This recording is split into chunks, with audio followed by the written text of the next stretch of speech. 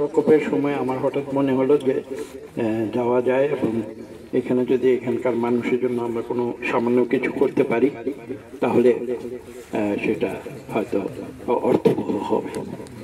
সেই কারণে আজকে আমাদের এখানে আসা এবং এখানে আমাদের সঙ্গে যারা এসছেন, সাংবাদিকবৃন্দ যারা এসছেন এবং টেনু সাহেব এখানে আছেন, সাব্বিরের ভাইরা আছেন, আমি সবাইকে আন্তরিক ধন্যবাদ এবং কৃতজ্ঞতা জানাই যে তারা কষ্ট করে এই সুন্দর একটি অনুষ্ঠানের আয়োজন করেছেন। এবং আমি বিশ্বাস করব যে আমরা কি কথা আমি গাড়িতে আসার সময় বলছিলাম আমার সঙ্গে যারা ছিলেন যে এই বাংলাদেশে বিগত যে সরকার তারা বলতো যে উন্নয়ন করবে, উন্নয়ন তারা করেছে।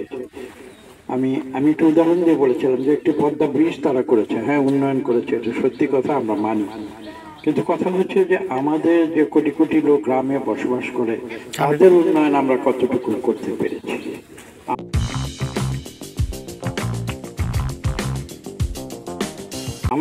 আমি যখন পরিকল্পনা মন্ত্রণালয়ে ছিলাম আমি সবসময় একটি কথা বলতাম যে উন্নয়ন যদি গ্রামের মানুষের উন্নয়ন আমরা না করতে পারি তাহলে আমাদের শহরে উন্নয়ন করে আসলে তাতে করে সত্যিকার অর্থে আমরা দেশের মানুষের ভালো করতে পারবো না।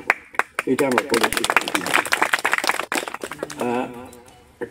একটা উদাহরণ আমি দিতাম, সেটা এখানে বলা ঠিক হবে কিনা জানি না, যে সেই উদাহরণটা এখন এখানে দিব না, আমি সেটা ঢাকায় আমি দিই, এখানে দিব না।